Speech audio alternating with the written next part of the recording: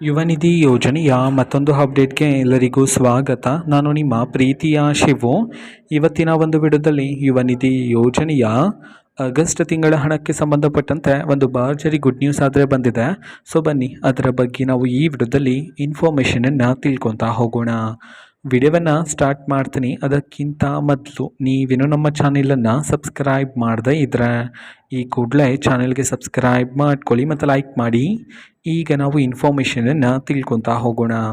So ಹೌದು, ಈಗ ಸರ್ಕಾರದ ಕಡೆಯಿಂದ ಯುವ ನಿಧಿ ಯೋಜನೆಯ ಆಗಸ್ಟ್ ತಿಂಗಳ ಹಣಕ್ಕೆ ಸಂಬಂಧಪಟ್ಟಂತೆ ಒಂದು ಭರ್ಜರಿ ಗುಡ್ ನ್ಯೂಸನ್ನು ತಿಳಿಸಿರ್ತಕ್ಕಂಥದ್ದು.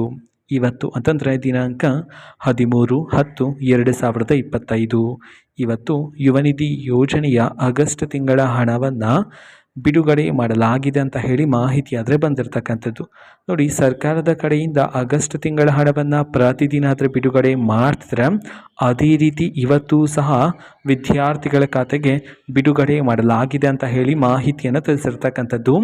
ಸೊ ಇನ್ನೂ ಸಹ ಯಾರಾದರೂ ವಿದ್ಯಾರ್ಥಿಗಳು ಆಗಸ್ಟ್ ತಿಂಗಳ ಹಣವನ್ನು ಅಂತಂದರೆ ಯುವ ನಿಧಿ ಯೋಜನೆಯ ಆಗಸ್ಟ್ ತಿಂಗಳ ಹಣವನ್ನು ಯಾರಾದರೂ ಇನ್ನೂ ಸಹ ರಿಸೀವ್ ಮಾಡ್ಕೊಂಡಿಲ್ಲ ಅಂತಂದರೆ, ಸೊ ಅವರಲ್ಲಿ ಕೆಲವರ ಖಾತೆಗೆ ಇವತ್ತು ಸರ್ಕಾರದ ಕಡೆಯಿಂದ ಯುವ ನಿಧಿ ಯೋಜನೆಯ ಆಗಸ್ಟ್ ತಿಂಗಳ ಹಣವನ್ನು ಬಿಡುಗಡೆ ಮಾಡಲಾಗಿದೆ ಅಂತ ಹೇಳಿ ಮಾಹಿತಿಯನ್ನು ತಿಳಿಸಿರ್ತಕ್ಕಂಥದ್ದು.